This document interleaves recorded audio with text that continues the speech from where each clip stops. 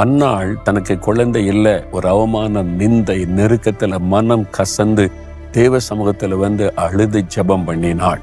வாழ்க்கையை வெறுத்து விட்டது. ஒன்று இந்த நிந்தையை மாற்றணும் அல்லது நான் சாகணும் என்பதை போல மனம் கசந்து விட்டது. அந்த அழுகையின் சத்தத்தை தேவன் கேட்டார்.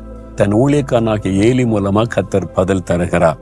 நீ இஸ்ரவேலின் தேவனிடத்தில் கேட்ட உன் விண்ணப்பத்தின்படி உனக்கு அருளி செய்வார் என்று.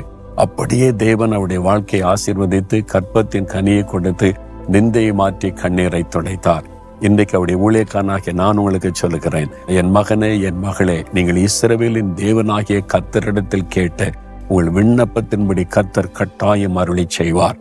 சுகத்தை பெற்றுக்கொள்ளுவீங்க, கற்பத்தின் ஆசீர்வாதத்தை பெற்றுக்கொள்ளுவீங்க, கடன் பிரச்சனை விடுதலை பெற்றுக்கொள்ளுவீங்க. உங்களை அவமானப்படுத்துகிற, நிந்தைக்கு ஆளாக்குகிற, கண்ணீர் வடிக்க வைக்கிற அந்த பிரச்சனை அந்த ஒரு விடுதலை பெற்றுக்கொள்ளுவீங்க. கர்த்தர் கட்டாயம் அந்த பலனை அருளி செய்வார்.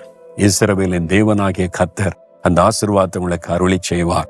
அவர் அற்புதங்களின் தேவன், சர்வ வல்லமுள்ள தேவன். அந்த நன்மையை நீங்க பார்க்க போறீங்க. விசுவாசிக்கிறீங்களா?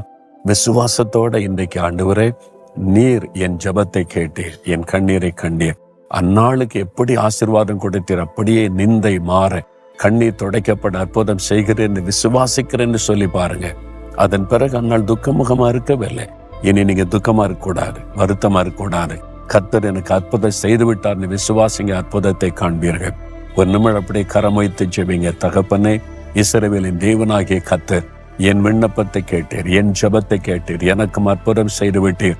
அற்புதத்தை நான் எதிர்பார்க்கிறேன். இனி நான் துக்கமாய் இருப்பதில்லை. இயேசு கிறிஸ்துவின் நாமத்தில் ஜெபிக்கிறேன். ஆமென்.